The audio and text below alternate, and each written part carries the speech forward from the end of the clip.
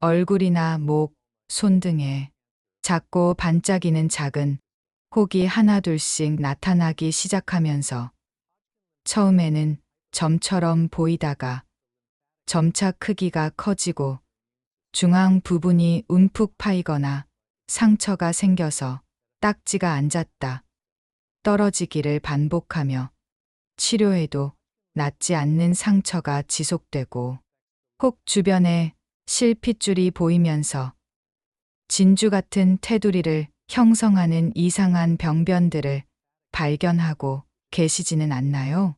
혹시 이런 변화를 경험하고 계시다면 사실은 우리 피부의 가장 깊은 층인 기저층에서 비정상적인 세포들이 증식하여 만들어진 암이 자라나면서 피부 조직을 파괴하고 침범하며 치료하지 않으면 주변 조직인 코나 귀, 눈꺼풀까지 파괴하거나 심한 경우 뼈까지 침범하여 얼굴 모양을 심각하게 손상시킬 수 있는 위험한 암의 신호일 수 있다는 사실을 알고 계셨나요?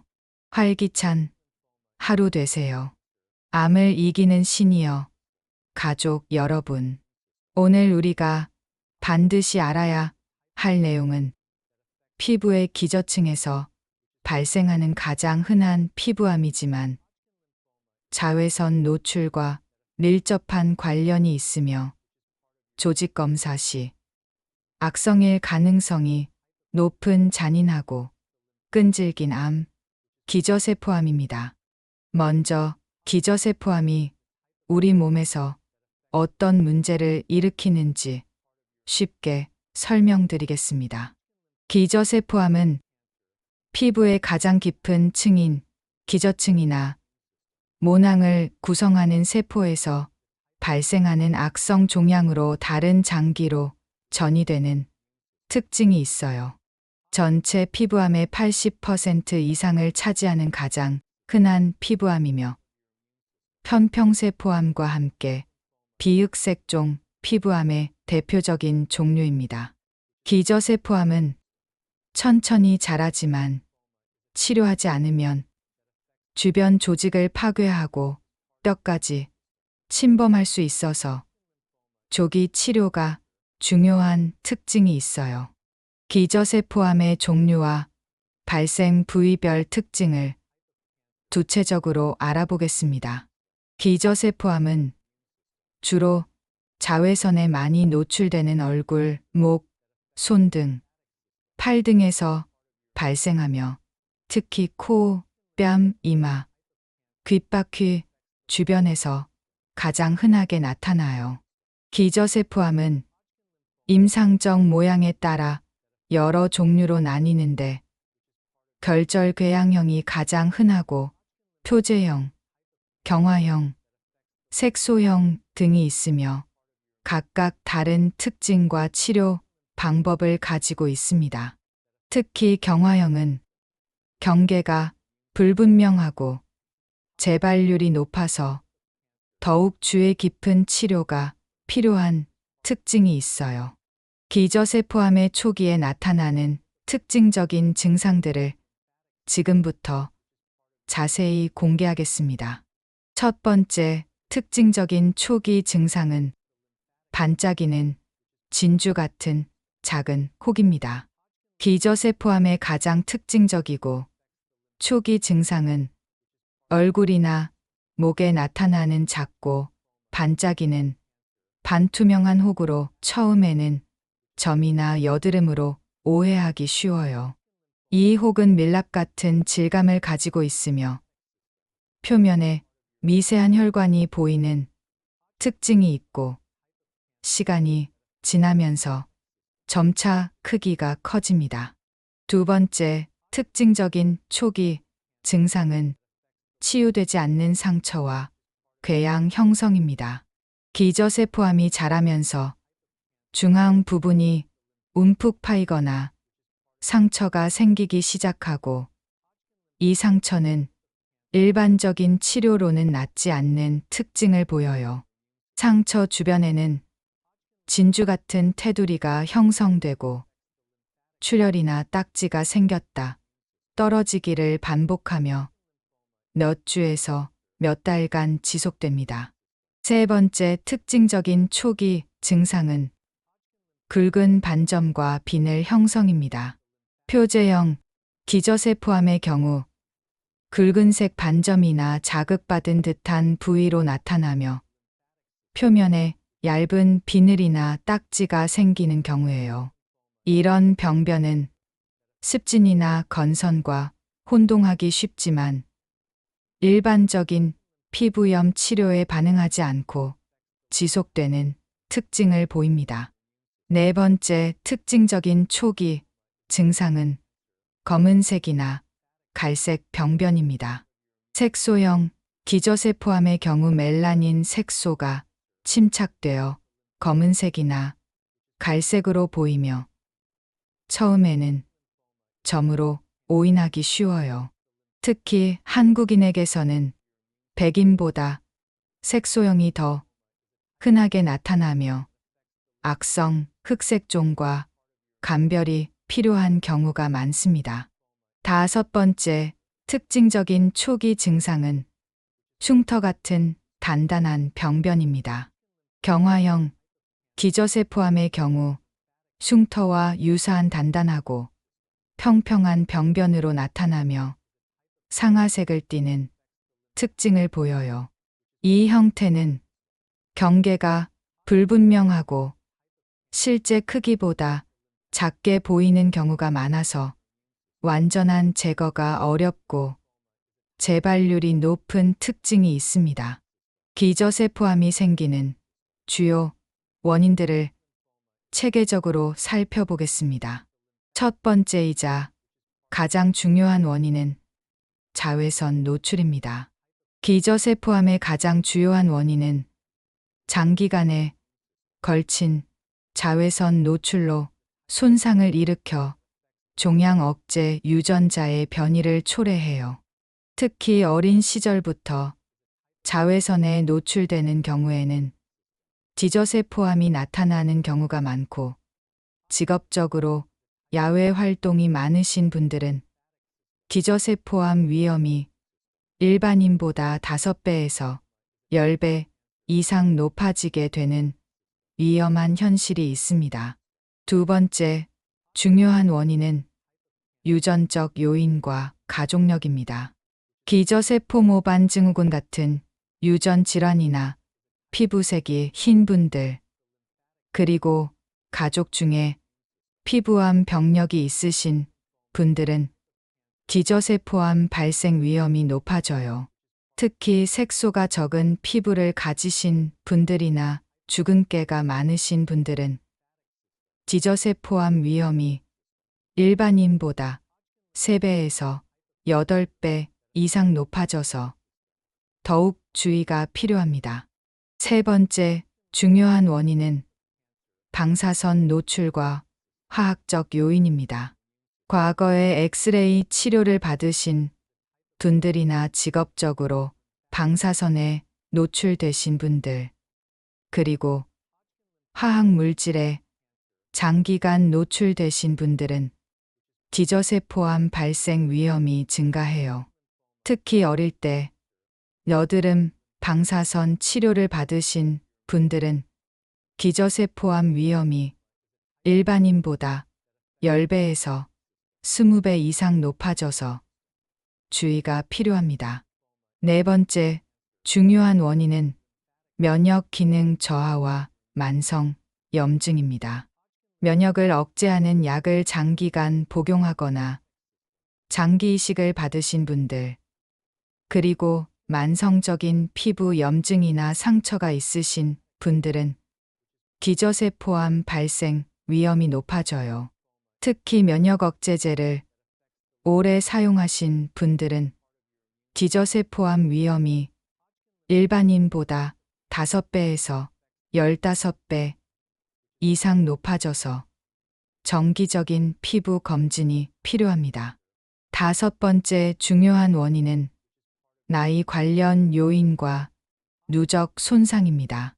나이가 들면서 피부의 복구 능력이 떨어지고 평생 누적된 자외선 손상으로 인해 지저세포암 발생 위험이 증가해요. 특히 50세 이후 시니어분들은 지저세포암 발생률이 급격히 증가하며 야외 활동이 많았던 분들은 지저세포암 위험이 일반인보다 3배에서 7배 이상 높아져서 정기적인 피부 관찰이 중요합니다. 이런 중요한 의료 내용이 시니어분들께 널리 퍼질 수 있도록 채널 구독과 좋아요 눌러주시고 댓글로 시니어분들의 생각을 들려주세요. 기저세포암 조기 발견을 위한 가장 중요한 검사는 피부 조직 생검입니다. 의심되는 병변에서 조직을 채취하여 현미경으로 관찰하는 조직 검사가 확진에 필요하며 병변의 모양과 위치에 따라 다양한 생검 방법을 선택해요. 전신 피부 검진을 통해 다른 부위의 병변도 함께 확인하고 필요한 경우 피부경 검사나 반사 공초점, 현미경 검사 등 비침 습적 검사도 도움이 됩니다. 기저세포암이 악화되면서 환자의 몸에서 벌어지는 무서운 과정을 지금 반드시 확인하세요. 초기 기저세포암 환자가 겪는 첫 번째 몸의 변화는 피부 조직 파괴와 궤양 형성입니다.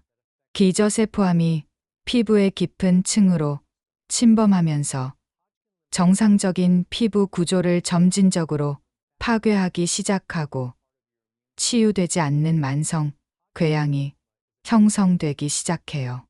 환자분들은 처음에는 작은 상처 정도로만 느끼지만 실제로는 암세포가 피부 깊숙이 침투하여 피하 조직과 근육까지 파괴하고 있어서 세균 감염이나 출혈 등 심각한 합병증이 수개월에서 수년 내에 점진적으로 나타날 수 있는 매우 위험한 상황입니다. 두 번째, 몸의 변화는 주변 조직 침범과 기능 손상입니다.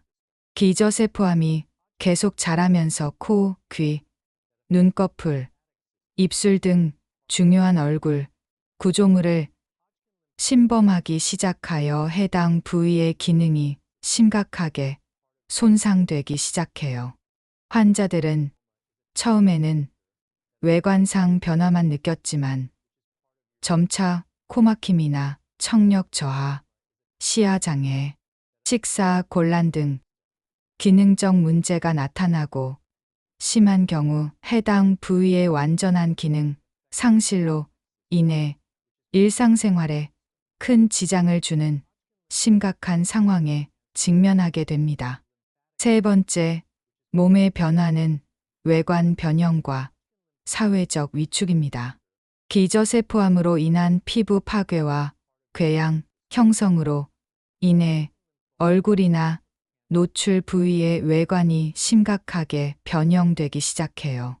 환자들은 거울을 보기 싫어하거나 다른 사람들과 만나기를 꺼려하게 되고 모자나 마스크로 병변을 가리려 하며 점차 사회적 활동을 피하게 되어서 우울증이나 사회적 고립까지 경험하는 정신적으로 고통스러운 상황에 처하게 됩니다.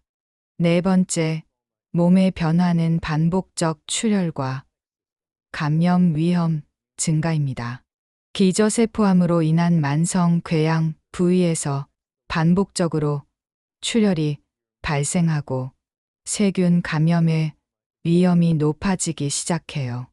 환자들은 작은 자극에도 쉽게 출혈이 발생하고 상처 부위에서 고름이 나오거나 악취가 나며 항생제 치료에도 잘 반응하지 않는 만성 감염 상태가 지속되어서 전신적인 감염, 확산의 위험성이 높아지는 위험한 상황에 이르게 됩니다. 다섯 번째, 몸의 변화는 통증 증가와 일상생활 제약입니다. 기저세포암이 깊은 조직까지 침범하면서 신경을 압박하거나 침범하여 지속적인 통증이 나타나기 시작해요. 환자들은 처음에는 간헐적인 불편감 정도였지만 점차 하루 종일 지속되는 욱신거리는 통증이 나타나고 진통제로도 조절이 어려워져서 수면 장애나 식욕 부진이 동반되는 삶의 질이 심각하게 저하되는 고통스러운 상황에 처하게 됩니다. 초기 단계의 치료 방법은 외과적 절제술과 모스 수술입니다. 병변을 완전히 제거하는 외과적 절제술을 시행하고 중요한 부위에서는 정상 조직 손상을 최소화하면서 완전한 제거가 가능한 모스 수술을 선택합니다. 수술 후 피부 결손이 큰 경우에는 피부 이식이나 피판 수술을 통해 기능과 외관을 복원합니다. 중기 기저세포암 환자가 겪는 첫 번째 심각한 변화는 광범위한 조직 파괴와 기능 상실입니다. 중기 기저세포암이 상당한 크기로 자라면서 코, 귀, 눈꺼풀 등 중요한 얼굴, 조조물을 광범위하게 파괴하기 시작하여 해당 부위의 기능이 완전히 상실되어요. 더욱 위험한 것은 연골이나 뼈까지 침범하여 구조적 붕괴가 일어나고 코가 함몰되거나 귀가 변형되는 등 영구적인 장애가 발생하여 성형외과적 재건 수술이 필요한 복잡하고 어려운 상황에 이를 수 있다는 점입니다. 두 번째, 심각한 변화는 뼈 침범과 구조적 파괴입니다. 중기 기저세포암이 연골과 뼈를 침범하기 시작하면서 얼굴뼈의 구조적 안정성이 손상되고 심한 경우 두개골까지 침범하여 매막에 도달할 수 있어요. 환자들은 극심한 통증과 함께 얼굴 구조의 붕괴로 인한 기능 장애가 나타나고 뼈 감염이나 골수염 같은 심각한 합병증이 발생하여 장기간의 항생제 치료와 여러 차례의 수술이 필요한 복잡한 상황에 처하게 됩니다. 세 번째, 심각한 변화는 대량 출혈과 생명 위험입니다. 중기 기저세포암이 큰 혈관을 침범하거나 파괴하면서 조절하기 어려운 대량 출혈이 발생할 위험이 높아져요. 환자들은 갑작스러운 대량 출혈로 인한 쇼크 상태에 빠질 수 있고 반복적인 출혈로 인한 빈혈과 전신 쇠약이 나타나며 응급 수술이나 혈관 색전술 같은 응급 처치가 필요한 생명이 위험한 상황에 이르게 됩니다. 네 번째, 심각한 변화는 광범위한 감염과 폐혈증 위험입니다. 중기 기저세포암으로 인한 대규모 조직 결손과 만성 궤양으로 인해 세균 감염이 깊은 조직까지 확산되고 폐혈증의 위험이 높아져요. 환자들은 고열과 오한을 동반한 전신 감염 증상이 나타나고 면역 기능 저하로 인해 항생제 치료에도 잘 반응하지 않으며 중환자실에서의 집중 치료가 필요한 생명이 위험한 상황에 처하게 됩니다. 다섯 번째 심각한 변화는 극드문 전이와 악성 변화입니다. 매우 드물지만 중기 기저세포암이 림프절이나 다른 장기로 전이되거나 더 악성인 편평세포암으로 변화하는 경우가 있어요.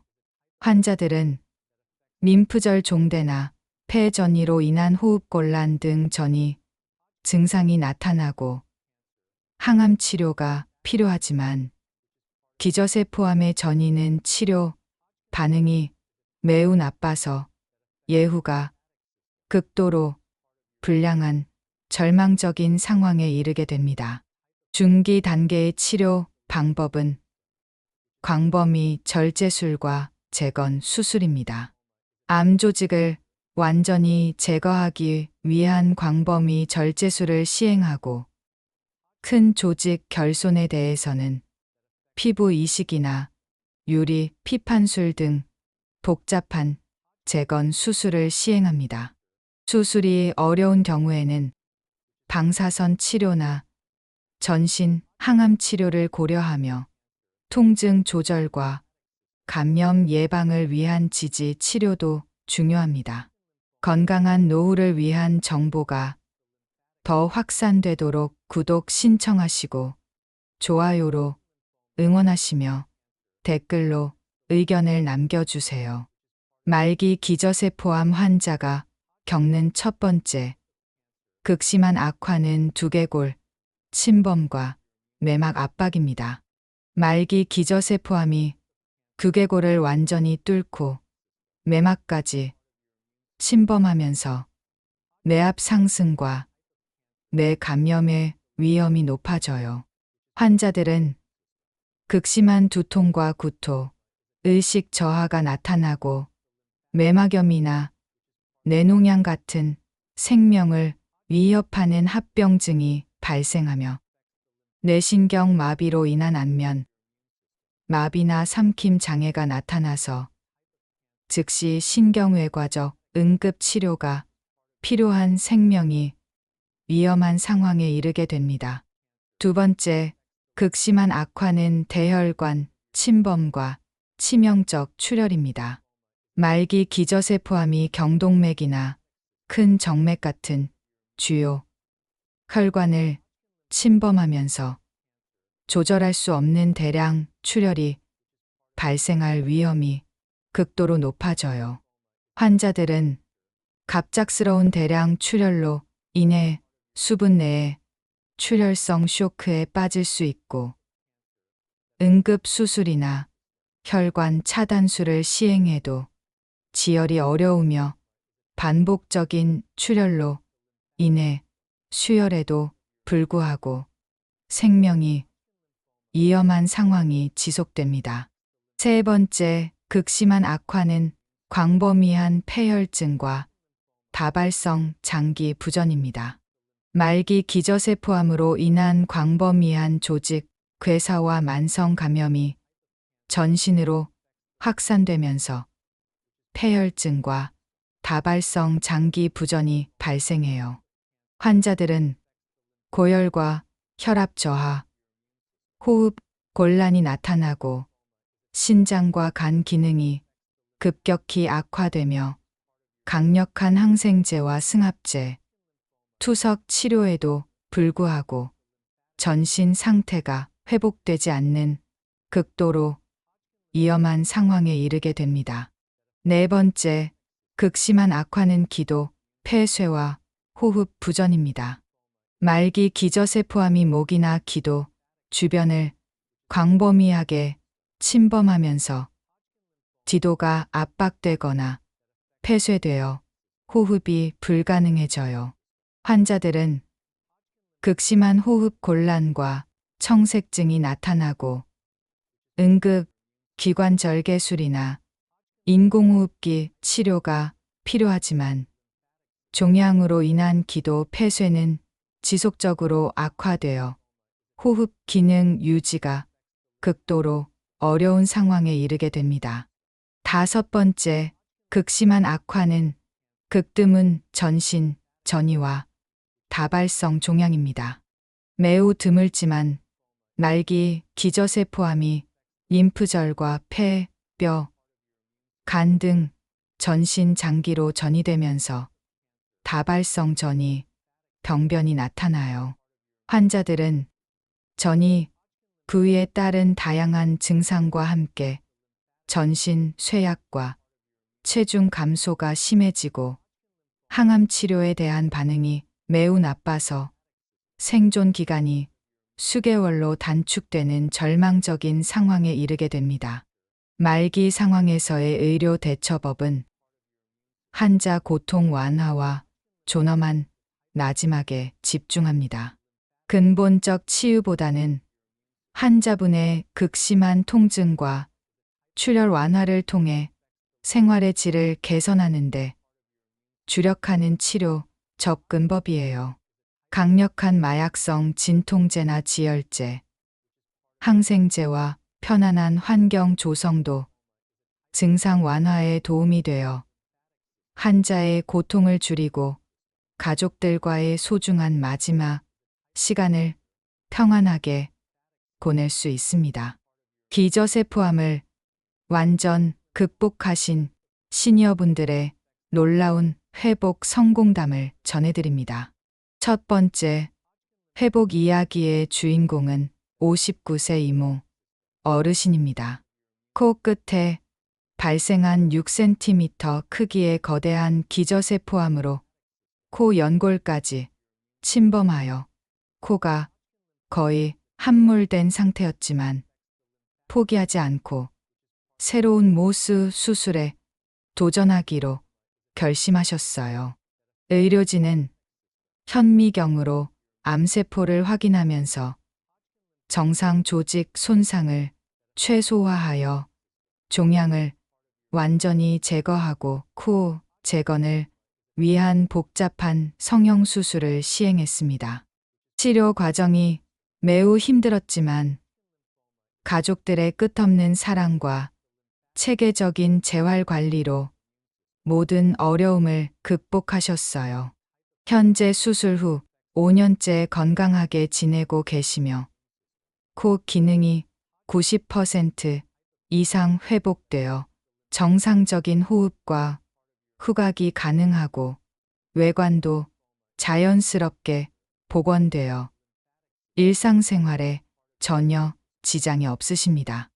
두 번째 기적 같은 회복을 보여주신 분은 62세 강모 할아버지입니다. 귀와 측두부에 걸쳐 발생한 광범위한 기저세포암으로 인해 귀 전체와 측두골 일부까지 침범된 상태였지만 포기하지 않고 새로운 광역학 치료에 도전하기로 결심하셨습니다.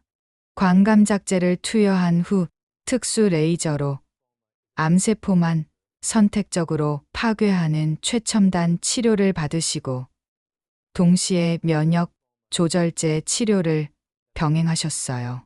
현재 치료 후 4년째 건강하게 지내고 계시고 종양이 완전히 사라져서 청력이 80% 이상 회복되었으며 귀 모양도 자연스럽게 복원되어 보청기 도움으로 정상적인 대화가 가능합니다. 세 번째, 치료 성공의 주역은 65세 최모 할머니입니다. 얼굴 전체에 발생한 다발성 기저세포암으로 인해 코, 뺨, 이마에 여러 개의 큰 종양이 있어 수술이 불가능하다는 판정을 받았지만 새로운 표적 항암 치료의 마지막 희망을 걸기로 결심하셨어요. 치료 과정에서 일시적인 피부 반응과 전신 부작용을 겪으셨지만 의료진과의 긴밀한 협력과 맞춤형 관리 프로그램으로 모든 위기를 극복하셨습니다. 현재 치료 후 3년째 건강하게 지내고 계시며 모든 종양이 천저히 줄어들어 얼굴 기능과 외관이 70% 이상 회복되어 가족들과의 소중한 시간을 자신감 있게 보내고 계십니다.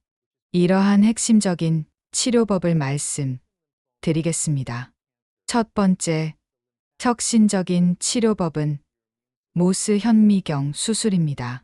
수술 중 현미경으로 암세포를 실시간 확인하면서 정상 조직 손상을 최소화하고 암세포를 완전히 제거하는 최정밀 수술 기법으로 완치율이 99% 이상이면서도 미용적 결과가 우수한 혁신적 수술법입니다.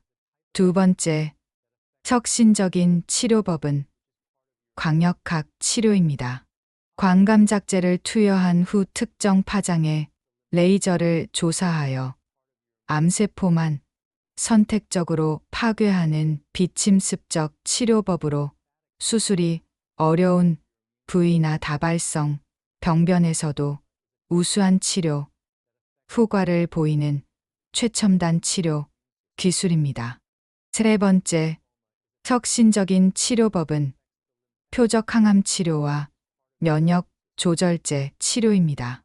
기저세포암의 특정 성장 신호를 차단하는 표적 치료제나 면역 체계를 활성화시켜 암을 공격하게 하는 면역 조절제를 사용하여 수술 없이도 종양을 현저히 축소시키거나 완전히 제거하는 혁신적 내과적 치료법입니다. 소중한 건강 정보를 더 많은 어르신들께 전하기 위해 구독하시고 좋아요 눌러주시며 댓글로 경험을 나눠주세요. 기저세포암을 막기 위해 모든 시니어분들이 실천해야 할 생활 수칙들을 알려드립니다. 가장 중요한 첫 번째 방법은 철저한 자외선 차단입니다. 외출 시 자외선 차단제를 발라야 하고 모자나 진소매 옷으로 피부를 보호하세요. 특히 오전 10시부터 오후 4시까지는 자외선이 가장 강하므로 가급적 그늘에서 활동하고 야외 활동이 많으신 분들은 2시간마다 자외선 차단제를 다시 발라야 합니다. 정기적인 피부 자가 검진과 전문의 검진이 두 번째 핵심 방법입니다.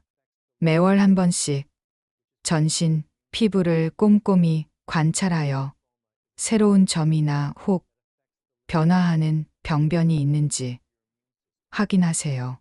특히 얼굴, 목, 손 등, 팔 등 자외선에 많이 노출되는 부위를 중점적으로 관찰하는 것이 중요합니다. 의심, 병변 발견 시 즉시 전문의 진료가 세 번째 방법입니다. 치유되지 않는 상처나 계속 크기가 커지는 점, 출혈이나 가려움증이 있는 병변이 나타나면 즉시 피부과에서 정밀 검사를 받으세요.